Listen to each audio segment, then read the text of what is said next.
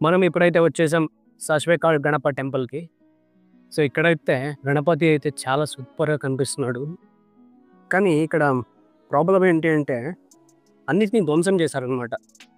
టెంపుల్‌లో చేతుల్ని, తొండాన్ని టెంపుల్ ధ్వంసం చేయడం వల్ల ఇక్కడ పూజలకైతే మన హిందూ సాంప్రదాయం ప్రకారం బాగా లేకుండా ఉండే విగ్రహాలను పూజలు చేయరనమాట. ఇక్కడ మనకి కనిపిస్తున్నది సాస్వేకాళు గణేష అని. సో, మనకి ఫస్ట్ అయితే ఈ విగ్రహం అయితే కనిపిస్తుంది. మీరు ఎప్పుడైతే హొసపేట నుంచి హంపీకి వస్తారో మీకు మొదటిగా ఈ విగ్రహం అయితే కనిపిస్తుంది.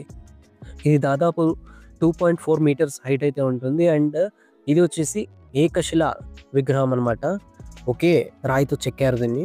సో, చూడడానికి అయితే చాలా బాగుంది. చూడండి, ఒక సింపుల్ మంటపం. మంటపంలో సాస్వేకాళ్ గణేష్ అనమాట.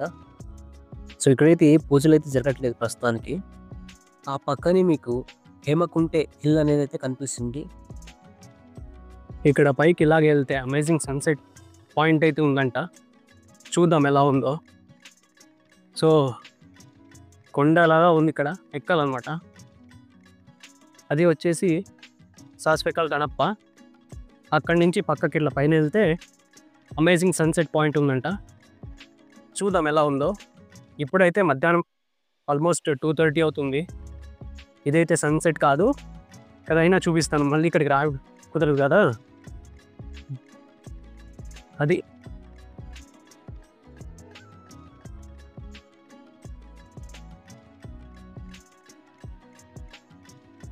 మీరు గనుక నా వీడియోని ఫస్ట్ టైం చూస్తున్నట్టయితే subscribe to my channel and like this video. మనము ఇప్పుడైతే హేమకుంట హిల్ పైకైతే వెళ్ళిపోతున్నాము. ఈ హేమకుంట హిల్‌కి అయితే ఒక ప్రత్యేకమైన హిస్టరీ ఉందని చెప్పుకోవచ్చు. మన పురాణాలలో చెప్పే ప్రకారం లార్డ్ శివ ఇక్కడైతే మెడిటేషన్ చేస్తుంటారనమాట. అప్పుడు గాడ్స్ డిసైడ్ చేస్తారు పార్వతిని ఈశ్వరుడికిచ్చి పెళ్లి చేయాలని. కానీ ఈశ్వరుడు చాలా డీప్ మెడిటేషన్‌లో ఉండడం వల్ల ఆ మెడిటేషన్‌ని భగ్నపరచడానికి మన్మధుడినైతే పంపిస్తారనమాట. మన్మధుడు అంటే తెలిసిందే కదండీ! God of love. సో, ఆయన ఆ మన్మథ బాణాన్ని ఈశ్వరుడిపై విసిరినప్పుడు ఈశ్వరుడికి మెడిటేషన్ భగ్నమవుతుంది. సో, దానికోసమని ఈశ్వరుడికి చాలా కోపం వచ్చేసి ఈశ్వరుడు మూడో కన్నుతో మన్మధుడిని భస్మం చేస్తాడు. సో, అప్పుడున్న ఇక్కడ రాళ్ళు అవన్నీ కరిగిపోయి అలాగే కొండ కింద నుంచి జారుకొని వెళ్ళి ఒక చోట అయితే కలుస్తాయి. దాన్నే మనం ఇప్పుడు మన్మథ హొండే అని పిలుస్తాము. నేను మీకు చూపించాను కదా! విరూపాక్ష స్వామి దేవాలయం పక్కనున్న పుష్కరిణిని మన్మథ హొండే అంటారనమాట. సో, అది అయితే స్టోరీ. కొండపైన దాదాపు 30 టెంపుల్స్ అయితే ఉన్నాయి.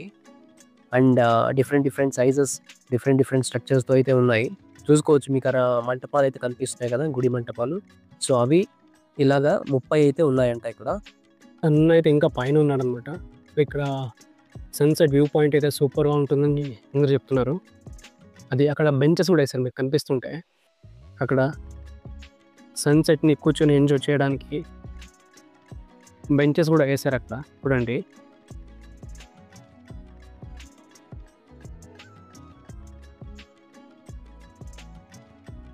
సూపర్‌గా అంటే సూపర్‌గా ఉందండి ఇక్కడ.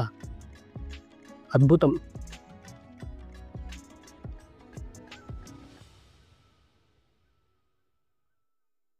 హంపి నిజంగా చూడడానికి మనకి 1, 2 డేస్ సరిపోదు. ఓన్లీ మెయిన్ ప్లేసెస్ మాత్రం కవర్ చేయగలం గానీ, అన్ని ప్లేసెస్ అయితే కవర్ చేయడం చాలా కష్టం. ఇక్కడ చూడండి, రాతితోనే బెంచ్‌లు చేశారు. సో, ఇక్కడ కూర్చొని ఇక్కడ సన్‌సెట్ పాయింట్‌ని అయితే ఎంజాయ్ చేయొచ్చు. అక్కడ చూడండి మీరు కింద, అక్కడ కూడా ఇంకా రాతి కట్టడాలైతే ఉన్నాయి. జూమ్ చేసి చూడడానికి ట్రై చేస్తా.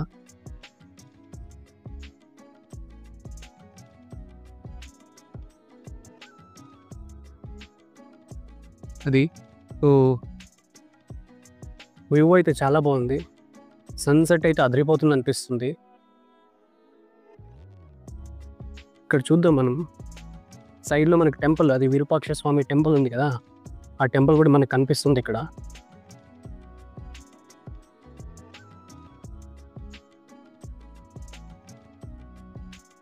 అమేజింగ్‌గా ఉంది యాక్చువల్లీ. ఇంత భారీ కట్టడాలని ఎలా కట్టారో అనిపిస్తుంది. అప్పట్లో మనుషులు ఎంత హైట్ ఉండొచ్చండి, చాలా హైట్ ఉండొచ్చు కదా, దాదాపు ఒక 7 feet హైట్, 6 to 7 feet, ఇంకా ఎక్కువ ఉండొచ్చా.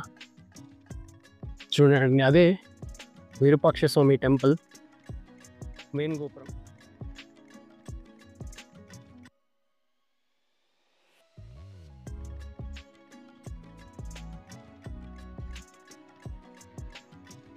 సో మీరు కావాలనుకుంటే అక్కడ విరూపాక్ష స్వామి టెంపుల్ సైడ్ నుంచి కూడా ఇక్కడ పైకి ఎక్కొచ్చు. మనం కళ్ళతో చూసే దృశ్యాలని కెమెరాలో బంధించడం చాలా కష్టం. కుంటే హిల్ సరౌండింగ్ దృశ్యాలు అయితే చూపిస్తాను చూడండి, చాలా అద్భుతంగా ఉంది. సూపర్ కదా, మీరైతే చాలా బాగా ఎంజాయ్ చేస్తారు. ఒకసారి వచ్చి విజిట్ చేయండి హంపీకి. హేమకుంటే సన్సెట్ పాయింట్ అండ్ సాస్వేకాన్ గణపతిని చూసేసాం కదా, మనమైతే నెక్స్ట్ లొకేషన్కి వెళ్ళిపోదాం ఇప్పుడు. సో అది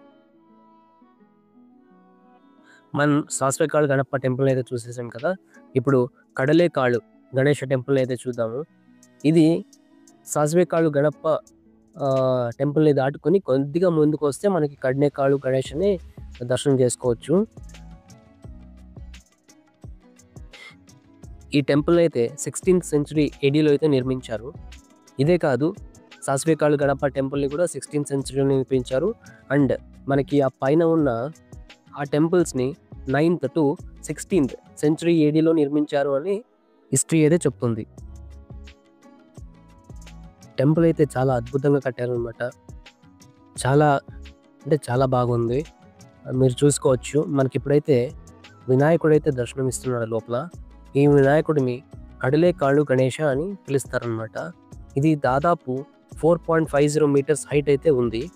అండ్ మనం అప్పుడు చూసుకున్న సాస్వేకాళు గణేష వచ్చేసి 2.4 meters ఎత్తు అయితే ఉంది. కానీ ఈ కడలేకాళు గణేష వచ్చేసి 4.50 meters ఎత్తు అయితే ఉన్నాడనమాట. ఇది కూడా సేమ్ ఏకశిలా విగ్రహంగా రూపొందించారు. చాలా అంటే చాలా బాగుంది, చూసుకోండి మీరు. సూపర్ అన్నమాట. ఈ విగ్రహానికి అప్పుడు పూజలు ఎంతో వైభవంగా జరిగేవని స్థానికులు అయితే చెప్తున్నారు. అండ్ మన హిస్టరీలో అయితే కూడా చెప్తున్నారు. మనం ఇప్పుడు హజారే రామచంద్ర టెంపుల్కి అయితే వచ్చేసామన్నమాట. ఇక్కడ హజారే మీన్స్ కోల్ట్ యాడ్ ఆర్ 1000 అంట. సో ఇది వచ్చేసి ప్యాలెస్ కాంప్లెక్స్లో ఉండేది. సో ఈ హజారే రామచంద్ర టెంపుల్ వచ్చేసి ప్యాలెస్ కాంప్లెక్స్లో ఉండేదంట. ఇక్కడి గుడి గోడలు మీరు చూసినట్టయితే మొత్తం రామాయణ చిత్రాలతో నిండిపోయింది. ఇక్కడ స్కల్ప్చరింగ్ అయితే చేశారనమాట. రామాయణ కథలని ఇక్కడ గోడల మీద స్కల్ప్చరింగ్ చేశారు. సో చాలా అంటే చాలా బాగుంది, చూడండి మీరు చూపిస్తాను. సో ఇదైతే గుడి మెయిన్ మంటపం అనమాట. లోపలికి మనం వెళ్తే గర్భగుడి ఉంటుంది. సో ప్రస్తుతానికి మనకి ఎటువంటి విగ్రహాలు అయితే ఇక్కడ లేవు. చూసుకోండి, చాలా అంటే చాలా బాగుంది గుడి. చాలా పాతకాలపు గుడి, దాదాపు 14th 15th centuryలో కట్టారు అని అయితే పురాణాలు చెప్తున్నాయి. చాలా అంటే చాలా బాగుంది. ఇక్కడ మన మొత్తం గోడల మీద చూసుకున్నట్టే రామాయణ చిత్రాలని, అక్కడ జరిగిన సంఘటనలని అయితే ఇక్కడ చిత్రీకరించడం జరిగింది. స్కల్ప్చరింగ్ చేశారనమాట. ఇక్కడ మీరు చూసుకుంటే ప్రతి ఒక్క స్తంభానికి చిత్రాలు అయితే ఉన్నాయి. ఇక్కడ మనము రాముడు అండ్ లక్ష్మణుల వారి చిత్రాలు అయితే చూడొచ్చు. చాలా అంటే చాలా బాగా డీటెయిల్డ్ వర్క్ అయితే చేశారు ఇక్కడ. చాలా బాగుంది. ప్రతి ఒక్క స్తంభానికి చూడండి ఎంత డీటెయిలింగ్తో ఇక్కడ వర్క్ చేశారో. ఇక్కడ మనకి హనుమంతుల వారు అయితే కనిపిస్తారు. చాలా బాగుంది, సూపర్ అనే చెప్పుకోవచ్చు. ప్రతి ఒక్క డీటెయిలింగ్, ప్రతి ఒక్క స్తంభానికి ఇంత డీటెయిలింగ్తో వర్క్ చేయడం అనేది అసామాన్యమని చెప్పుకోవచ్చు. సూపర్. సో ఇక్కడ మీరు చూసుకోండి, ఇక్కడ గోడలకి చూపిస్తాను. ఇక్కడ గోడలకి రామాయణం అయితే మీకు కట్టొచ్చినట్టు కనిపిస్తుంది, ఏమేమి జరిగింది అనేది. సో అది చాలా అంటే చాలా బాగా ఇక్కడ మన రామాయణంని మర్చిపోకూడదు, రామాయణాన్ని ఎప్పుడు గుర్తుపెట్టుకోవాలి అని ఇక్కడ హజారే రామచంద్ర టెంపుల్లో అయితే ఇక్కడ వాల్స్ పైన ఇలాగ స్కల్ప్చరింగ్ చేశారు. చాలా బాగుంది. మీరు వచ్చినప్పుడు ఈ ప్లేస్ని చూడడం అయితే మర్చిపోకండి. చాలా అంటే చాలా బాగుంది టెంపుల్. ఇక్కడ మనం హజారే రామచంద్ర టెంపుల్ అయితే చూసేసాం కదా. మనం ఇప్పుడు లోటస్ మాల్కి అయితే వెళ్ళిపోదాం రండి. ఇక్కడ మీరు చూసుకుంటే lotus mall, elephant stable and Rangan temple అయితే ఉన్నాయంట ఇటువైపు. మనం ఎళ్లి చూద్దాం ఎలా ఉన్నాయి అనేది చూపిస్తాను. ఇక్కడ ఎంట్రన్స్‌కి టికెట్ అయితే తీసుకుంటున్నారు. సో, గ్రూప్ ఆఫ్ మోనుమెంట్స్ చూడడానికి రూ. 35 పర్ అడల్ట్ అయితే టికెట్ చార్జ్ చేస్తున్నారు వాళ్ళు. మనం ఇప్పుడైతే లోటస్ మాల్‌లోకి ఎంటర్ అయిపోతున్నాము. సో, చూద్దాం లోటస్ మాల్ ఎలా ఉందని. ఇప్పుడు మనం చూస్తున్నాం కదా, ఇదే లోటస్ మాల్ అండి. ఇది one of the prominent structures in Hampi అని చెప్పుకోవచ్చు. ఇది ఒక సెక్యులర్ స్ట్రక్చర్‌గా మనం హంపిలో అయితే చూస్తాము. ఇది వచ్చేసి మనకి ఇండో ఇస్లామిక్ పద్ధతిలో అయితే దీన్ని రూపొందించారనమాట. చూడండి, ఇది ఇండో ఇస్లామిక్ టైప్‌లోనే కనిపిస్తుంది మీకు చూడడానికి కూడా.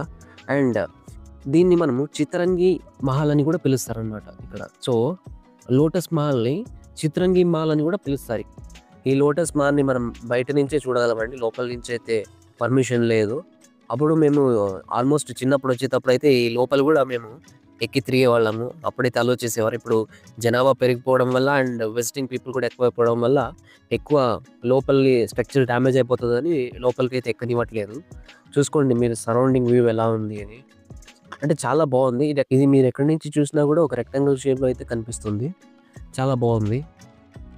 అండ్ అక్కడ పైన ఏదైతే ఉందో గోపురంలాగా కనిపిస్తుంది కదా, అది డిఫరెంట్ స్ట్రక్చర్స్‌తో అయితే రూపొందించారు. ఆల్మోస్ట్ 9 చిన్న పార్ట్స్‌ని అయితే కలిపి ఆ స్ట్రక్చర్‌ని అయితే రూపొందించారనమాట. చూడడానికి చాలా బాగుంది. ఆ కార్వింగ్స్ చూసుకోండి ఎంత బాగుంది అక్కడ. ఆ స్ట్రక్చర్ పైన ఆ డిజైనింగ్ అంతా ఇండో ఇస్లామిక్ స్టైల్‌లో అయితే మీకు కనిపిస్తుంది. చాలా బాగుంది చూడడానికి. ఇప్పుడు ఇలా లోపలికి వెళ్ళిపోతే మనకి elephant stable and guard house అయితే కనిపిస్తుంది. సో, మీరు ఎప్పుడైనా హంపికి వచ్చారా? హంపికి వచ్చుంటే మీ ఎక్స్పీరియన్స్ ఎలా ఉండేది చెప్పండి? ఇక్కడ ఈ వైభవాన్ని చూడడానికి 2 కళ్ళు సరిపోవు కదా! సో, నాకు చాలా అంటే చాలా బాగుంది. ఇప్పుడు మనకి ఏదైతే కనిపిస్తుందో ఇది వచ్చేసి ఎలిఫెంట్ స్టేబుల్ అనమాట. ఇది దాదాపు 85x10 మీటర్స్ విస్తీర్ణంలో అయితే నిర్మించారు. సో, మీరు చూసుకున్నట్టయితే ఇది ఎలిఫెంట్ స్టేబుల్ అంటే ఏం లేదండి.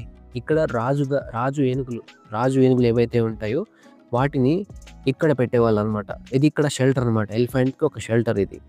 సో, అప్పట్లో చూసుకోవచ్చు మనకి ఇలా ఎలిఫెంట్స్‌ని, గుర్రాల్ని పెట్టడానికి పెద్ద నిర్మాణాలు అయితే నిర్మించారు. అప్పుడు ఆ ఎంపైర్‌లో ఉన్న ఎలిఫెంట్స్‌కి, ప్రాణులకు కూడా చాలా విలువనైతే ఇచ్చేవారు. చాలా బాగుంది చూడడానికి. చూడండి ఎంత బాగుందో. ఇక్కడ అన్ని ఏనుగులైతే పెట్టేవారనమాట. విజయనగర ఎంపైర్‌కి సంబంధించిన ఏనుగుల్ని ఇక్కడ పెట్టేవారు. మనం పక్కనే చూసుకుంటే మనకి గార్డ్ హౌస్ అయితే కనిపిస్తుంది. ఇప్పుడు మీకు ఏదైతే కనిపిస్తుందో అది గార్డ్ హౌస్ అనమాట. ఈ కట్టడం వచ్చేసి సెక్యూరిటీ పర్పస్ అయితే నిర్మించారు. సో, ఇక్కడైతే గార్డ్స్ ఉండేవాళ్ళంట. అది చాలా బాగుంది. సో, 2 90 డిగ్రీస్‌లో ఉంటాయన్నమాట. ఒకటి పక్కన ఒకటి 90 డిగ్రీస్‌లో ఉంటాయి. ఇప్పుడైతే మనం వెళ్ళిపోదాం విఠల్ టెంపుల్‌కి. సో, మీకు రాతి రథాన్ని అయితే చూపిస్తాను. అదే స్టోన్ చారియట్ అనమాట. సో, విఠల టెంపుల్‌కి వెళ్ళడానికి మనకి అక్కడ నుంచి 1 కిలోమీటర్ వాక్ అయితే ఉంటుంది. లేదంటే మనం ఇలాంటి ఎలక్ట్రికల్ వెహికల్స్‌లో అయితే వెళ్ళిపోవాల్సి ఉంటుంది. సో, ఎలక్ట్రికల్ వెహికల్స్ వెళ్ళడానికి 1 వేకి రూ. 10, 2 వేకి అయితే రూ. 20 అనమాట. సో, ఇలా ఎలక్ట్రికల్ వెహికల్స్‌తో వాళ్ళు మమ్మల్ని పిలుచుకెళ్తారు అక్కడికి. లేదా నడుచుకొని వెళ్ళాలనుకుంటే నడుచుకొని వెళ్ళిపోవచ్చు. ఇక్కడ మనం పక్కన ఏదైతే చూస్తున్నామో ఇది వచ్చేసి గెజ్జల మంటపం. ఇక్కడ డాన్సర్స్ రెడీ అయ్యేవారనమాట నాట్యం చేయడానికి. సో, అది చూడండి, ఇది దాదాపు 1 కిలోమీటర్ అయితే ఉంటుంది. సో, మనం నడుచుకుంటూ వెళ్ళొచ్చు. లేదంటే ఇలా ఎలక్ట్రికల్ వెహికల్‌లో కూడా వెళ్ళొచ్చు. పక్కన చూడొచ్చు మనకి స్కూల్ పిల్లలందరూ నడుచుకుంటూ వచ్చేస్తున్నారు రిటర్న్. వ్యూ అయితే చాలా బాగుంది అండి ఇక్కడ పక్కన. ఈ క్లైమేట్ అంతా చాలా బాగా నచ్చింది నాకు. సో, కొంచెం అలా లైట్‌గా రిలాక్స్‌గా ఎంజాయ్ చేస్తున్నాను. ఇక్కడ మీరు పక్కన ఏదైతే చూస్తున్నారో ఇది వచ్చేసి గోడా బజార్ అనమాట. ఇక్కడ వేరే దేశాల నుండి గుర్రాలను తీసుకొచ్చి ఇక్కడ అమ్మేవారు. సో, ఇక్కడ ఈ సామ్రాజ్యంలో గుర్రాలు కొద్దిగా పొట్టిగా ఉండేవంట. సో, కాబట్టి వేరే దేశాల నుంచి వచ్చిన గుర్రాలకి ఇక్కడ చాలా విలువ ఉండేది. సో, ఇదంతా చూడండి, ఇదంతా గోడా బజార్ అనమాట. సో, ఇక్కడ గుర్రాలని అమ్మేవాళ్ళు. ఇక్కడ పక్కన మీరు ఏదైతే చూస్తున్నారో ఇది వచ్చేసి లోకపావని ట్యాంక్ అనమాట. ఇక్కడ వాటర్ పుష్కరిణిలాగా అనుకోవచ్చు మనం, అలా కనిపిస్తుంది. ఇక్కడ తవ్వకాల్లో బయటపడింది ఏదంటే మనం గెజ్జల మంటపం ఏదైతే చూసాం కదా అటు సైడ్. సో, అక్కడి నుంచి విఠల టెంపుల్‌కి అయితే డైరెక్ట్‌గా మార్గం ఉండేదని, త్రూ ఈ లోకపావని అండ్ విఠల్ బజార్ మీదుగా అయితే టెంపుల్‌కి మార్గం ఉండేదని తెలిసి వచ్చిందనమాట. ఇప్పుడు మనం ఏదైతే చూస్తున్నామో అది విఠల టెంపుల్ మెయిన్ గోపురం అనమాట. సో ఇది one of the most prominent temples in Vijayanagara empire అని చెప్పుకోవచ్చు. ఈ టెంపుల్ గురించి చెప్పాలంటే కళా నైపుణ్యానికి ఒక కీర్తిగానే చెప్పుకోవచ్చు. లోపలైతే ఎంతోమంది కళాకారులు ఈ టెంపుల్ని అయితే చాలా బాగా చెక్కారనమాట. సూపర్ అంటే సూపర్ అని చెప్పుకోవచ్చు. చూపిస్తాను చూడండి. గోపురం అయితే అద్భుతంగా ఉంది. మీరు అక్కడ చూడండి, గోపురం మీద మనకి ఆ దేవతామూర్తుల విగ్రహాలు అయితే కనిపిస్తాయి. చాలా అంటే చాలా బాగుంది. సో లోపలికైతే వెళ్దాం, వెళ్ళి చూపిస్తాను లోపల టెంపుల్ ఎలా ఉంది, మీకు స్టోన్ చారియట్ కూడా చూపిస్తాను. సో దీనికి కూడా ఎంట్రన్స్ టికెట్ ఉంటుంది. అడల్ట్‌కి 35 రూపీస్. బట్ మీరు గ్రూప్ ఆఫ్ మొనమెంట్స్‌కి ఏదైతే అక్కడ తీసుకున్నారో 35 రూపీస్ మనం ఎలిఫెంట్స్ టేబుల్ దగ్గర, సో అదే ఒక టికెట్ ఇక్కడ కూడా చెల్లుబాటు అవుతుంది. సో మనం ఆ టికెట్‌ని చూపించేసి లోపలికి వెళ్ళిపోవచ్చు. సో మనం లోపలికి వెళ్ళగానే మనకి కనిపించేదే ఇది ఈ స్టోన్ చారియట్ అనమాట. సో లోపలికి వెళ్తుండగానే మనకి కనిపిస్తుంది ఈ స్టోన్ చారియట్. సో లోపల చూడండి ఎంత బాగా ఉందంటే అంత బాగుంది. మొత్తం రాతి తేరు ఎంత బాగుంది చూడండి. సో ఈ యొక్క కళా నైపుణ్యానికి మీరు ఏమంటారు? ఎంత మార్కులు ఇస్తారు చెప్పండి? ఈ విజయనగర సామ్రాజ్యంలో ఎట్లాంటి కళాకారులు ఉండేవాళ్ళు. ఈ స్టోన్ చారియట్ చూడండి ఎంత బాగుంది. మనం ఈ ఇండియానే మనకి ఈ స్టోన్ చారియట్ వైపు తిరిగి చూసి ఈ స్టోన్ చారియట్ని మన 50 రూపీస్ నోట్స్ పైన అయితే చూడొచ్చు మనం. చూడండి ఎంత అద్భుతంగా ఉంది ఆ వ్యూ. అండ్ ఆ స్టోన్ చారియట్ వెనకాల వైపు కూడా మనకి సీనరీ కూడా చాలా అంటే చాలా అద్భుతంగా ఉంది. గోపురం విజువల్స్ అయితే ఎక్స్ట్రాడనరీ అని చెప్పుకోవచ్చు. మనకి స్టోన్ చారియట్స్ చూసుకుంటే మొత్తం 3 ఉన్నాయండి. ఒకటి వచ్చేసి ఇది, ఇంకోటి వచ్చేసి కోనార్క్ ఒడిస్సాలో ఒకటి, అండ్ మహాబలిపురం తమిళనాడులో అయితే ఇంకోటి ఉన్నాయి. మన ఏషియంట్ స్క్రిప్ట్స్ ప్రకారం ఈ విఠల టెంపుల్ని విఠలేశ్వర టెంపుల్ అని అయితే పిలిచేవారంట. ఓవర్ ఆఫ్ ద టెంపుల్ ఏదైతే ఉందో అది దేవరాయ 2 కాలం నుంచి ఉందంట. 1422 to 1446 AD. తర్వాత వచ్చిన రాజులు ఈ గుడిని పెంచుకుంటూ పోయారనమాట. కొత్త నిర్మాణాలతో, కొత్త మంటపాలతో వాళ్ళ ఒక గుర్తింపుని చాటుకున్నారు. తర్వాత వచ్చిన మా కృష్ణదేవరాయ ఎవరైతే 1509 నుంచి 1529 AD వరకు అయితే పాలించారో వాళ్ళు చాలా ఎక్కువగా ఈ గుడిని అయితే అభివృద్ధి చేశారని అందరూ చెప్పుకుంటున్నారు. ఇక్కడ ఈ గుడికి అయితే 3 మార్గాలు అయితే ఉన్నాయి. మనం ఏదైతే లోపలికి ఎంటర్ అయిపోయామో అది మెయిన్ మార్గం. అండ్ లెఫ్ట్ సైడ్ ఒక మార్గం ఉంటుంది, అండ్ రైట్ సైడ్ ఒక మార్గం ఉంటుంది. ఇప్పుడు మనం ఏదైతే చూస్తున్నామో ఇది వచ్చేసి రంగమంటపం అండి, ఆర్ మ్యూజికల్ పిల్లర్ అంటారు. ఈ మ్యూజికల్ పిల్లర్స్ సరిగమ పిల్లర్స్ కూడా అంటారు. మనం ఎప్పుడైతే ఈ స్తంభాలు తడతామో దాంట్లో నుంచి మనకి మ్యూజిక్ అయితే వినిపిస్తుంది. చాలా అంటే చాలా అద్భుతంగా ఉంటుంది. ప్రస్తుతానికి మనకి ఇక్కడైతే ఎంట్రీ లేదనమాట, ఎవరు అలౌ చేయట్లేదు. మేము ఎప్పుడు చిన్నప్పుడైతే మేము దీన్ని కొట్టినప్పుడు మనకి శబ్దం వస్తుంది, అంతా వినేవాళ్ళము. ఇక్కడ దాదాపు 56 మ్యూజికల్ పిల్లర్స్ అయితే ఉన్నాయంట. సో ప్రతి ఒక్క పిల్లర్ ప్రత్యేకమైనదే అని చెప్పుకోవచ్చు. ప్రతి ఒక్క పిల్లర్కి కొట్టినప్పుడు ప్రత్యేక సౌండ్ అయితే వస్తుంది. వీళ్ళు ఏం చేశారంటే ఇక్కడ QR కోడ్ అనేది పెట్టారు. సో ఆ QR కోడ్ని మనం స్కాన్ చేసుకుంటే అక్కడ ఉన్న మ్యూజికల్ పిల్లర్ నుంచి ఏ శబ్దం వస్తుంది అనేది అయితే వీళ్ళు చూపిస్తాను చూడండి. వీళ్ళు ఎలా QR కోడ్ ప్రొవైడ్ చేశారనేది చూడండి. ఇక్కడ QR కోడ్ ఇలా ప్రొవైడ్ చేశారు వీళ్ళు. సో ఈ QR కోడ్ని మనం స్కాన్ చేసినప్పుడు అక్కడ ఆ స్తంభానికి ఏదైతే సౌండ్ వస్తుందో ఆ సౌండ్ని మనం ఫోన్లో వినొచ్చు అనమాట. సో ఇలా ఒక్కొక్క పిల్లర్కి వీళ్ళు ఎట్లా QR కోడ్స్ అయితే పెట్టారు. ఇది ఒక మంచి ఇనిషియేటివ్ అని చెప్పుకోవచ్చు మనకి. ఎందుకంటే మనం ఇప్పుడు తాకలేం కదా, చాలామంది తాకి ఏమైనా అయిపోతుందేమో అని. సో ఈ ఇనిషియేటివ్ అయితే వాళ్ళు తీసుకున్నారు. ఇప్పుడు మనమైతే విఠల టెంపుల్ సరౌండింగ్ ఎలా ఉంది అని చూసుకున్నాము.